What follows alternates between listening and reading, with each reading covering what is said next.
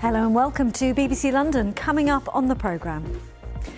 Tributes are paid to Wayne Broadhurst, fatally stabbed in Uxbridge yesterday while walking his dog. Some residents there tell us they've left shaken by what's happened. I'm a local resident. I've lived up here for 29 years and suddenly you're not safe on the streets around here. And it's as simple as that. Tonight, a 22-year-old man's been charged with murder and attempted murder. Also ahead. As the impact of Hurricane Melissa on Jamaica becomes clearer, we spent the day with concerned Londoners in Brixton. Plus, a special ceremony honouring the service of Sikh soldiers during the First World War. And we reveal how the Tower of London is bringing its hidden history to life this half-term.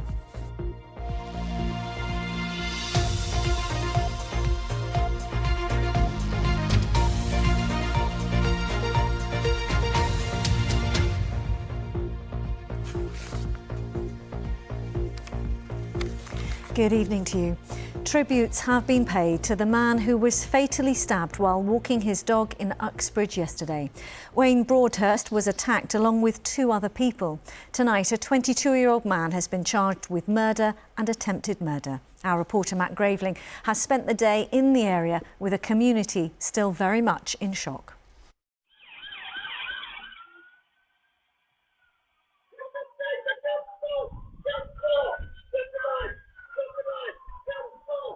Another deadly knife attack in the capital, this time on the streets of West London. The suspect brought to a stop by police using tasers.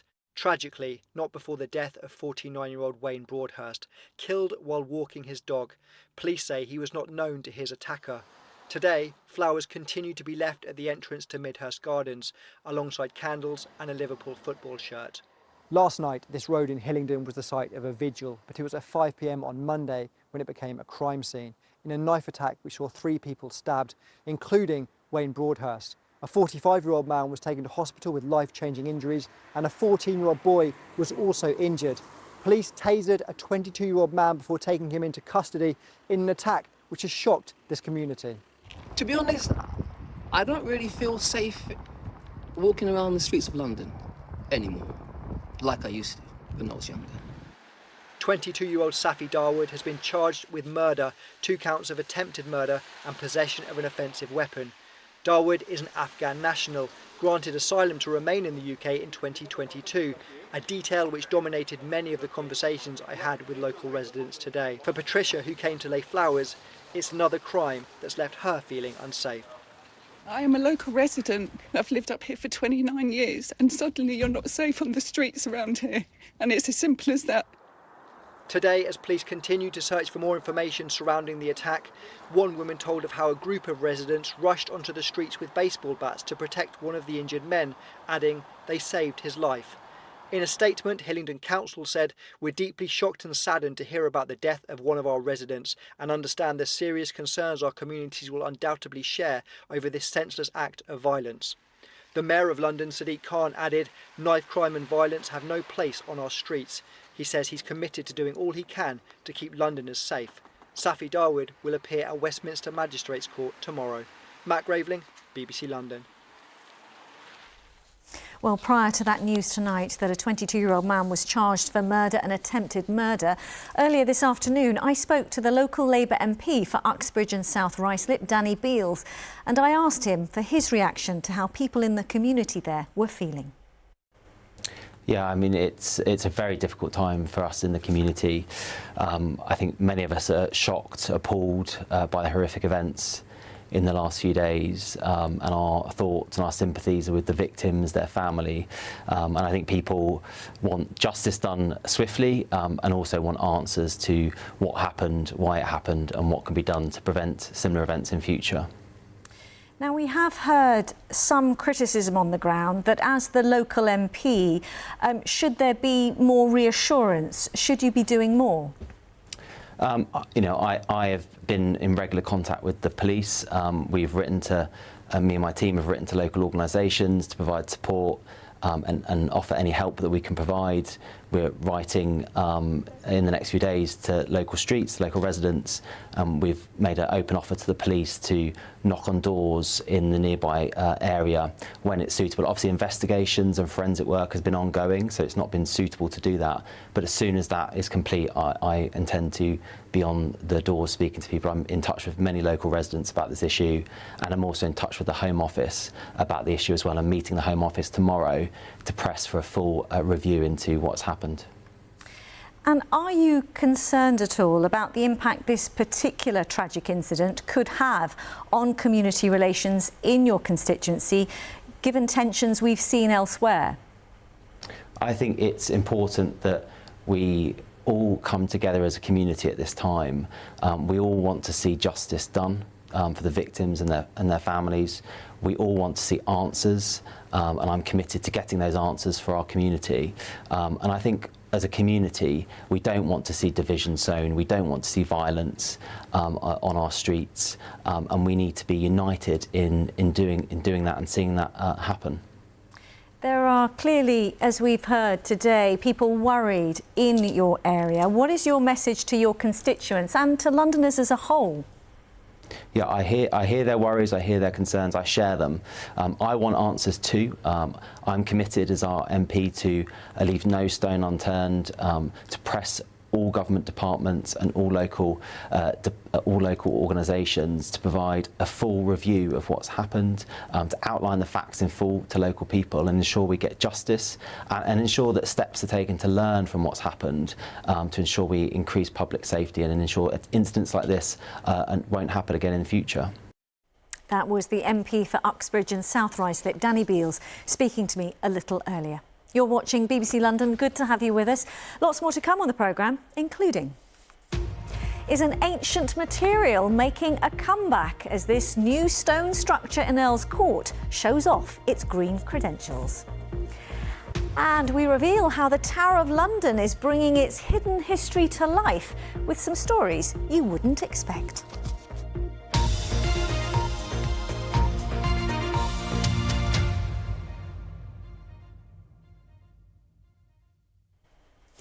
As we've been hearing this hour, we're now getting more of a sense of the impact Hurricane Melissa has had on Jamaica.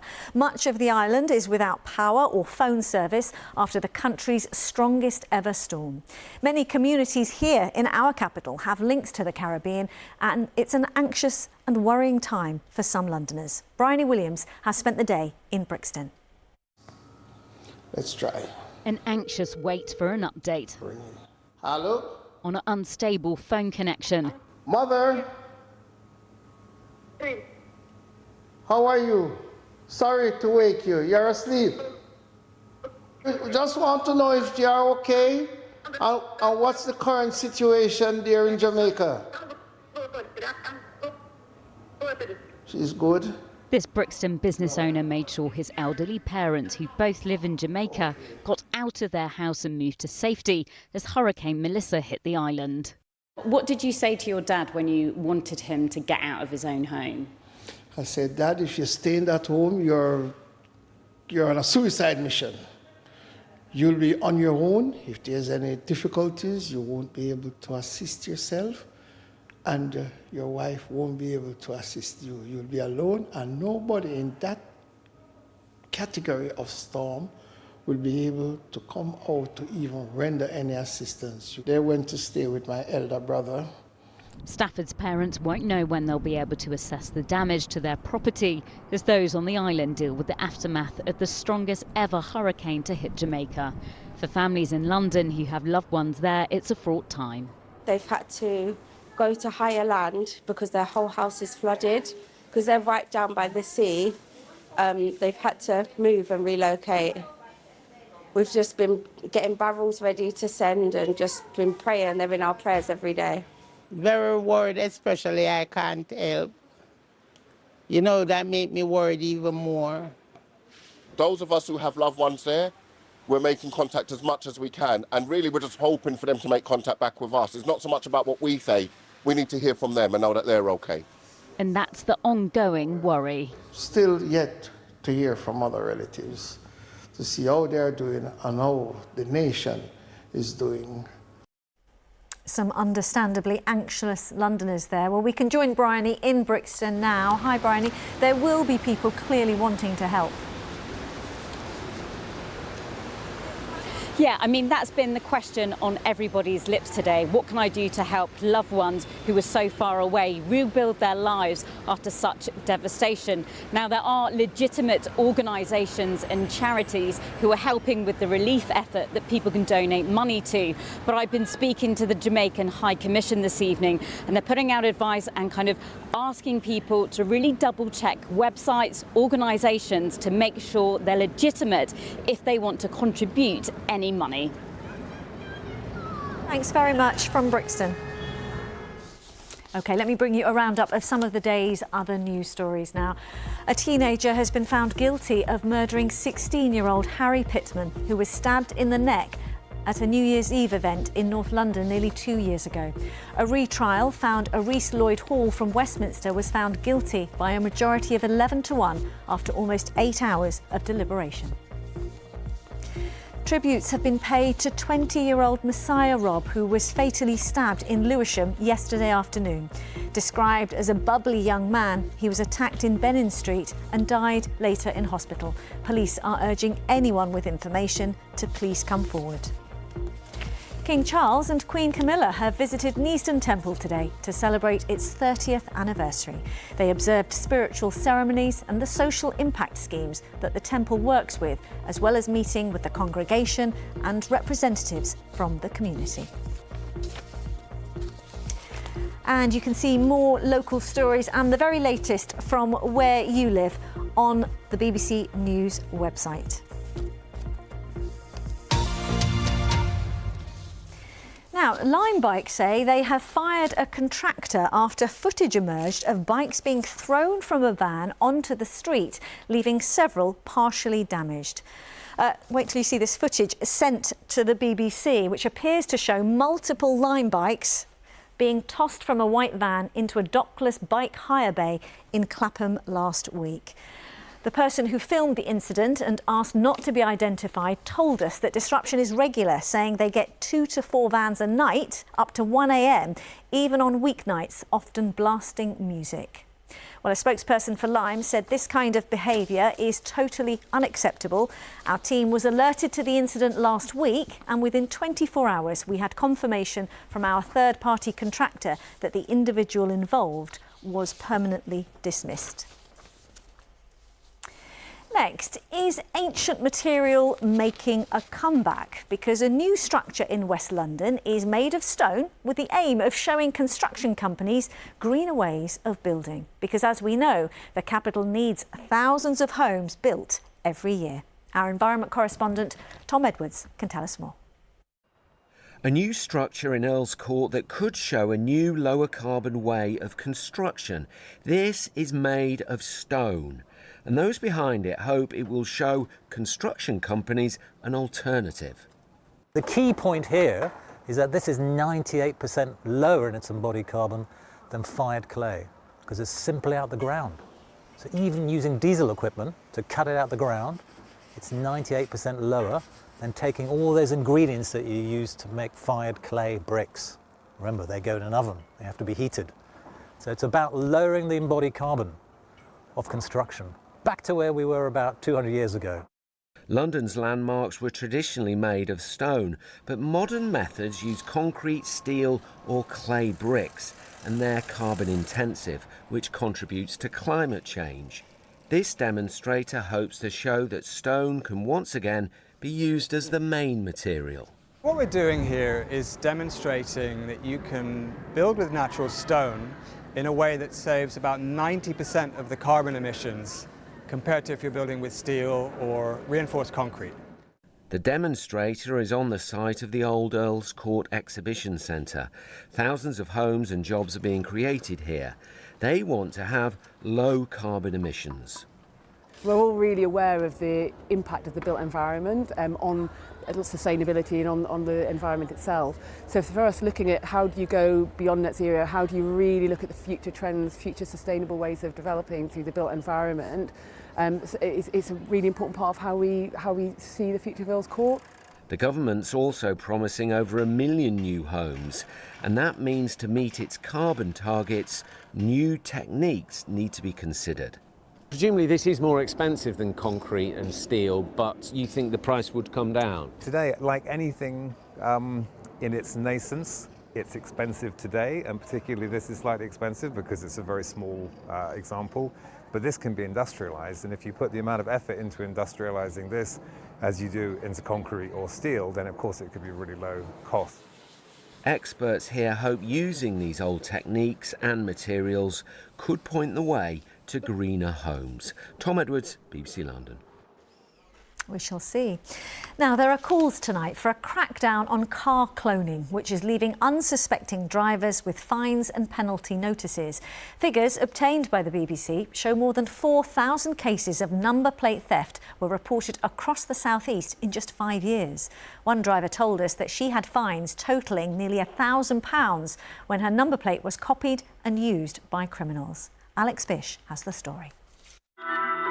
It's being described by campaigners as the menace of modern motoring. Yeah, so you can just see a very slight difference in the number plate on this one. Same model though? Absolutely the same model, same colour. Lou from Kent was a victim of car cloning, where criminals steal or copy a number plate and use it on their vehicle instead to avoid driving offences. Penalty charge notice come through for an unpaid congestion charge in London, and I do sometimes drive in London, but I checked the dates and I definitely hadn't been driving in London that day. I hadn't been anywhere near. I'd got the train into work, so I realised straight away, it couldn't have been me. There was a link on the penalty charge notice, and I had a look in there, and there were some photos taken of the car, but it did look exactly like my car. She was inundated with different motoring fines, from parking charges to speeding, racking up penalties of around £1,000.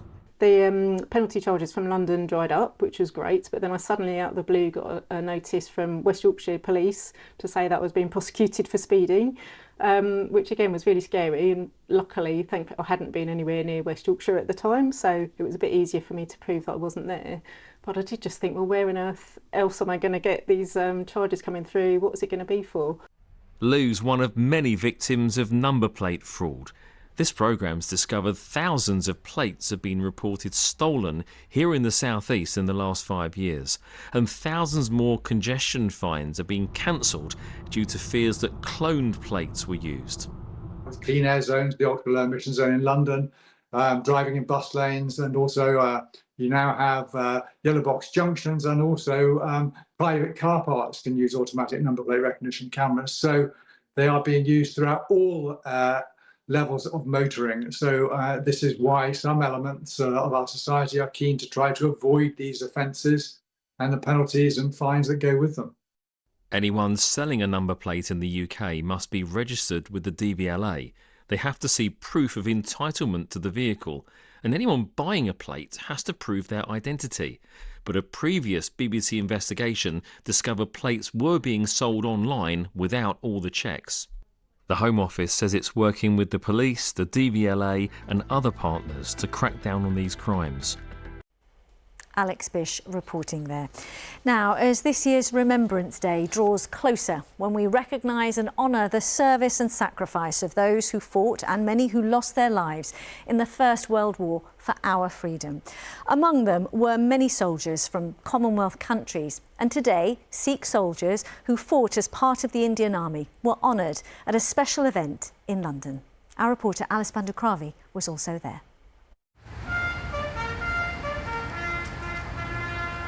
Commemorating Sikh service and sacrifice, this is the inauguration of the 1914 Sikh ceremonial troop, made up of serving personnel and members of the wider community.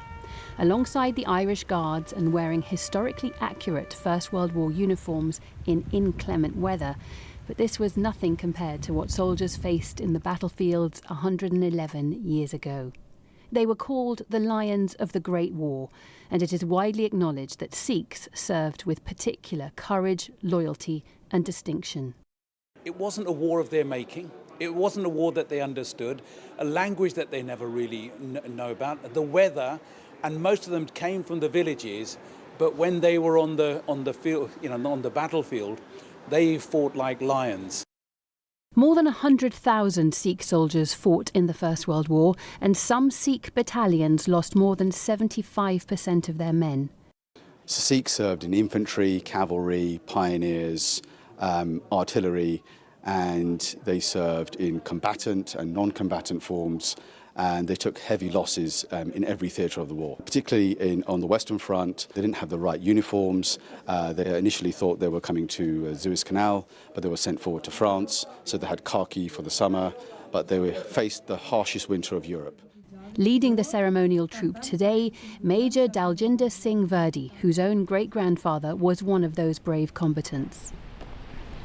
Growing up as a Sikh, we're brought up with lots of stories of sort of bravery, and these are quite cultural narratives. So Sikhs joining the British Army or joining the army is quite a common thing. You'll see that across the world.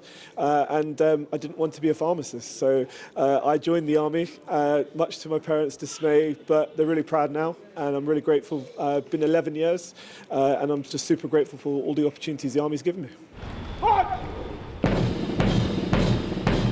The 1914 Sikh ceremonial troop will continue to march in honour of those who came before them, especially as we approach Remembrance Sunday, keeping their legacy alive for future generations. Alice Bandukravi, BBC London at Wellington Barracks. Well, also often associated with remembrance to one of our historic landmarks now, the Tower of London, and doesn't it look stunning? It's been a royal residence, a fortress and a place for infamous political prisoners, including a certain Anne Boleyn. Well, now some of that, perhaps lesser known history, if you like, is being explored for a younger generation to learn over this half term. Our reporter Layla Hayes is there for us this evening. It also looks stunning in the dark there. Layla, do tell us more. Yes, it is beautiful, it is stunning, but as you say, Riz, the Tower of London has a gruesome past. The beheading of Anne Boleyn, the princes in the Tower, and the many traitors who were brought here. What people often forget is that it also has a much more recent history, including World War II, and we have spent the day here watching that history come alive. The Tower of London grand reopening, take one. It's not something you see every day at the Tower of London. And action! But this week, thanks to a group of actors, the famous landmark is being transported back to the post-war era. And here we are after nearly 7 years, ready to start again, on one of the first television broadcasts since the advent of the war. Not a lot of people associate this period of history with the Tower of London. And of course, the Tower has stood here for nearly 1,000 years. And I think what's exciting about telling these stories at the Tower is it captures a little bit of not just what it was like for the yeoman warders and other people who were living and working at the Tower, but the East End and London more generally in the Blitz. And as we come to 80 years since the end of the Second World War, I think this is a really important story to continue telling. Grow More Food campaign. This is how even the moat at the Tower of London is going to it. During the war, parts of the moat were converted into allotments to help combat food shortages. The tower also became a barracks for the beefeaters. It was heavily damaged by bombing raids during the Blitz, but played a significant role both during and after World War II.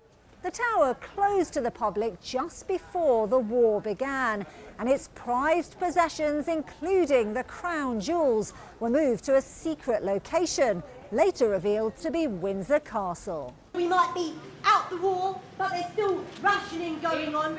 It eventually reopened to the public in 1946, and today some 30,000 ceramic poppies have returned to the tower, much to the delight of visitors. I haven't been since I was a little girl, so it was so exciting.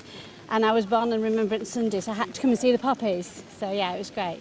Really nice seeing all the beefeaters and the guards that were swapping around and what have you. So it's a good day out. It's nice to read history, to know what is going on, what went on, what is going on, and what will go on is very important. And I was out here in the Blitz, risking my life with the bombs, but do I get a medal?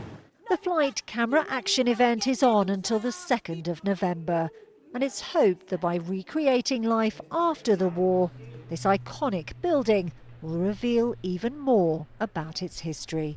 Layla Hayes, BBC London. The weather didn't deter visitors, so with that, let's get a check on how it is looking. It's over to Kate. And mixed bag of a week, would you say? I would say so, yes. We've lost the sunshine from yesterday. That was really rather lovely. Today, more of a grizzly kind of day, as you just saw in the film there. Yes, we've had a fair amount of rain.